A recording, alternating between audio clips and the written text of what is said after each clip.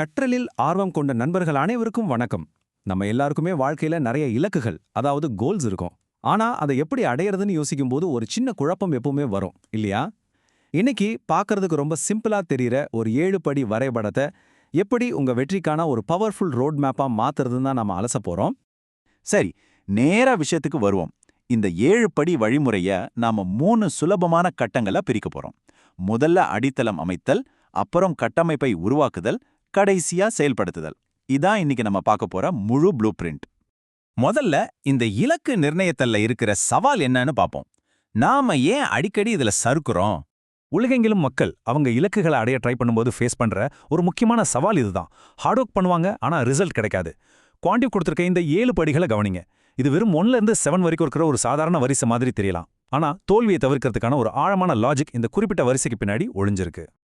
இந்த மாடல் எந்த பிரச்சனைக்கு தீர்வா அமைதுன்னு பாத்தீங்கன்னா, அவசரம். பல பேர் பண்ற பெரிய தப்பு என்ன தெரியுமா?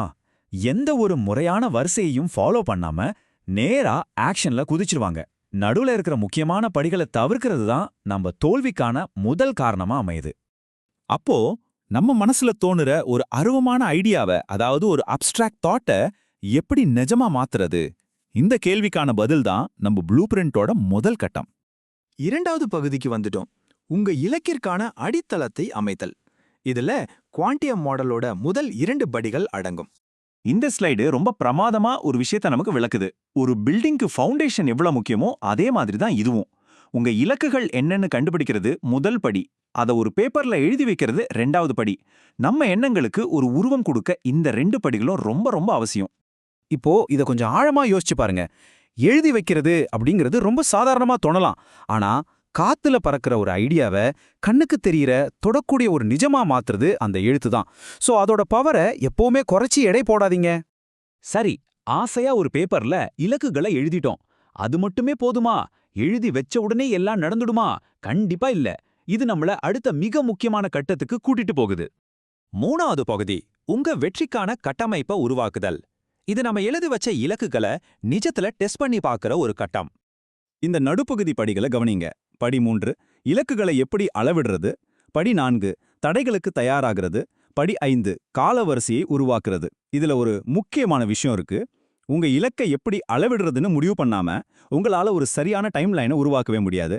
அதனால தான் அளவீடு முன்கூட்டியே வரணும். இப்போ இந்த ஸ்லைட்ல ஒரு சுவாரஸ்யமான விஷயம் இருக்கு. இந்த 3 படிகளும் உங்க லட்சியத்துக்கான ஒரு ரியாலிட்டி செக் மாதிரி செயல்படுது. உங்க இலக்குகள் நிஜமாவே சாத்தியம்தானான்னு அளவீடுகள், யதார்த்தங்கள், அப்புறம் நேரம், இது 3க்கும் எதிரா ஒரு ப்ரெஷர் டெஸ்ட் பண்ணி பார்க்கறோம். இதுல படி 4 மட்டும் தனியா எடுத்துப்போம். சாத்தியமான தடைகளுக்கு தயாராகுங்கள். என்னடா இது ஆரம்பத்திலே நெகட்டிவா யோசிக்க சொல்றாங்களேன்னு நினைக்காதீங்க. எதெல்லாம் தப்பா போகலான்னு முன்கூட்டியே கணிக்கிறது உங்க கட்டமைப்பை இன்னும் ஸ்ட்ராங் ஆக்கும். தோல்விய முன்கூட்டியே யோசிக்கிறது வெற்றியோட ஒரு முக்கிய பகுதி. இப்போ நம்மகிட்ட ஒரு பக்காவான ஃப்ரேம் ஒர்க் இருக்கு. ஆனா ஃபினிஷிங் லைனை எப்படி கிராஸ் பண்றது? வெறும் பிளான் மட்டும் நம்மள காப்பாத்தாது இல்லையா? அதனால தான் நாம 4வது பகுதிக்கு வரோம். செயல்படுத்துதல் மற்றும் முன்னேற்றத்தை கண்காணித்தல். இவ்ளோ நேரம் நாம போட்ட ஃபவுண்டேஷன் எல்லாம் நிஜமான டெஸ்டுக்கு உள்ளாகிற இடம் இதுதான். கடைசி 2 படிகளான பிளான் பண்றதும் முன்னேற்றத்தை தொடர்ந்து கண்காணிக்கிறதும் நம்ம தயாரிப்புகளை ஒரு தொடர்ச்சியான செயலா மாத்துது. இந்த 7வது படி, அதாவது முன்னேற்றத்தை தொடர்ந்து கண்காணிங்கள் அப்படிங்கறதோட உண்மையான அர்த்தம் என்ன? ஏதோ ஒரு தடவை செக் பண்ணிட்டு விடுறது கிடையாது. இது ஒரு தொடர்ச்சியான ஃபீட்பேக் லூப். நம்ம சரியான ட்ராக்ல தான் போறோமான்னு ஒவ்வொரு நிமிஷமும் உறுதிப்படுத்துற ஒரு சிஸ்டம் இது. இதை சிம்பிளா சொல்லணும்னா, திட்டத்தை உருவாக்குறதுங்கிறது ஒரு நிலையான விஷயம், ஒரு மேப் மாதிரி வச்சுக்கோங்களேன். ஆனா தொடர்ந்து கண்காணிக்கிறது இருக்கு பாத்தீங்களா, அது ஒரு டைனமிக் என்ஜின் மாதிரி. அந்த என்ஜின் தான் உங்களை ஃபினிஷிங் லைனுக்கு தள்ளிக்கிட்டு போகும். இப்போ நாம கடைசி பகுதிக்கு வந்துட்டோம். உங்களுக்கான முன்னோக்கிய பாதை. இவ்ளோ நேரம் நாம பார்த்ததை எப்படி பிராக்டிக்கலா அப்ளை பண்றதுன்னு பார்ப்போம். இதுல நம்ம புரிஞ்சிக்க வேண்டிய முக்கியமான பாயிண்ட் என்னன்னா, குறுக்கு வழியில போய் படிகளை தவிர்த்தா தோல்விதான் மிஞ்சும். எழுதப்படாத, அளவிடப்படாத இலக்குகள் ஒரு பக்கம் இருக்கு. இன்னொரு பக்கம் குவாண்டியோ காட்டுற இந்த 7 படி அணுகுமுறை இருக்கு. இந்த தெளிவான பாதை தான் உங்க சக்சஸ் ரேட்டை அதிகமாக்குது. சோ இந்த ஒட்டுமொத்த அலசலையும் நம்ம சம்மரைஸ் பண்ணலாம்.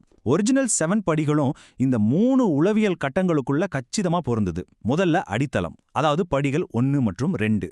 2வது கட்டமைப்பு படிகள் 3 முதல் 5 வரை. கடைசியா செயல்படுத்துதல் படிகள் 6 மற்றும் 7. ஆரம்பத்துல நம்ம பார்த்த அந்த குவாண்டம் வரைபடத்தை மறுபடியும் ஒரு தடவை பாருங்க. இப்போ இது வெறும் 7 தனித்தனி வட்டங்களா உங்களுக்கு தெரியாது. ஒவ்வொரு வட்டத்துக்கும் நடுவுல இருக்கிற நெருக்கமான தொடர்பும் ஒரு படியிலிருந்து அடுத்த படிக்கு எப்படி கரெக்டா மாறணும் அப்படிங்கிறதும் இப்போ உங்களுக்கு ரொம்ப தெளிவா புரிஞ்சிருக்கும். சரி, இப்போ உங்களுக்கான நேரம். இந்த 7 படி ப்ளூ பிரிண்ட்டை பயன்படுத்தி நீங்க முதல்ல எந்த இலக்கை அடைய போறீங்க? நீங்க ரொம்ப நாளா யோசிச்சுட்டு இருக்கிற அந்த பெரிய கனவு என்ன? இன்னைக்கே இந்த மெத்தடாலஜியை அப்ளை பண்ண ஆரம்பிங்க. சூப்பரான ரிசல்ட்ஸ் உங்களுக்காக காத்துக்கிட்டு இருக்கு. All the best.